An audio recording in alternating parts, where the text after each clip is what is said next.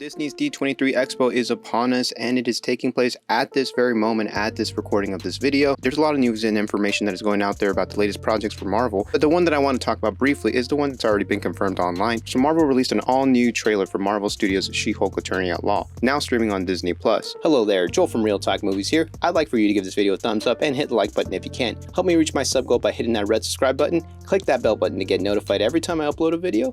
Now let's get on to today's topic. This trailer really showcased a lot of the themes and a lot of the problems that She-Hulk is going to be facing for next parts of the season. We have Jennifer Walters dealing with Titania again. She's no longer being locked up, and she's actually using the She-Hulk name. And it turns out that Jen Walters might actually like the term She-Hulk. She's kind of indifferent about it at this point, but now she's out there trying to reclaim her name, and she doesn't really like the idea of a poser being out there. Titania does, of course, have beef with She-Hulk. We saw her obviously in courthouse having a fight with She-Hulk. I'm going to go ahead and predict that maybe this all will be resolved in the courtroom, and maybe Jennifer Walters will need some help in the courtroom, maybe by a certain lawyer from New York City by the name Matt Murdock. Of course, we've seen him in other trailers for the show. We even saw him in No Way Home, so we know he exists within the MCU now. I expect there to be a lot of differences between this Daredevil and the Daredevil that we saw in the Netflix series, but Matt Murdock brings a lot of that seriousness. If you saw in the trailer, he actually reaches out to Jen and tries to counsel her on the idea of being a hero and also living a normal life.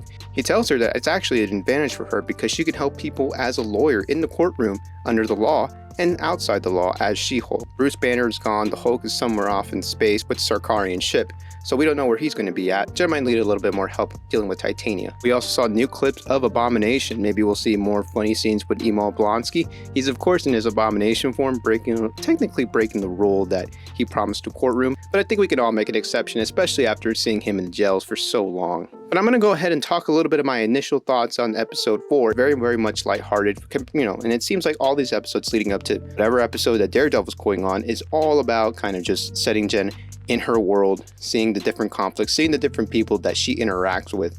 This episode explored a lot of different plot lines that we were already introduced to in episodes past. We obviously saw Jen Walters try her luck as Jen around the dating sites, but no real match, no real good luck for her, so she instead decided to go for She-Hulk, reluctantly while doing it as well.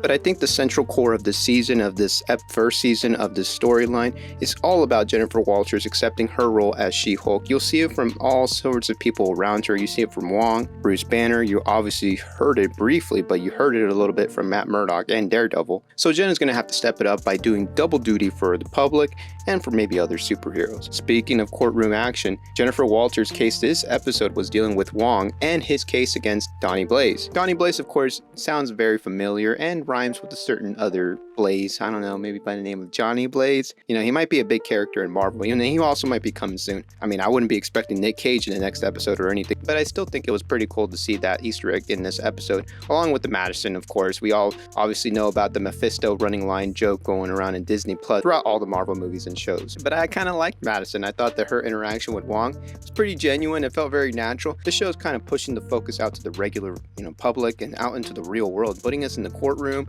putting us with different people from different backgrounds. Some people here trained there, some people from Asgardian descent, some are playing around with the mystical arts and went a little rogue and a little too far, so Wong kind of wanted to put them in line. Wong is the Sorcerer Supreme, so he has a point to kind of defend the good version of magic, because we've obviously seen what happens if you get a little reckless with magic.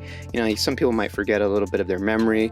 You might kind of break through incursions to other universes, so it's kind of important to play the right kind of magic, But again, it was nice to see Wong back. I'm a huge fan of Wong, and even Jennifer Walters herself addressed it. And again, we're breaking the fourth wall here, and I love the joke that she delivers. It gives Tatiana Maslany more room to work with in her comedic tone. She has a great range of acting between serious, just her facial expressions are all over the place. I think Jennifer Walters going into this second half of the season, I think she's going to come to terms with that idea of being a superhero. So we got a lot of new stuff with Daredevil. We got some teasing of Titania versus She-Hulk later on this season.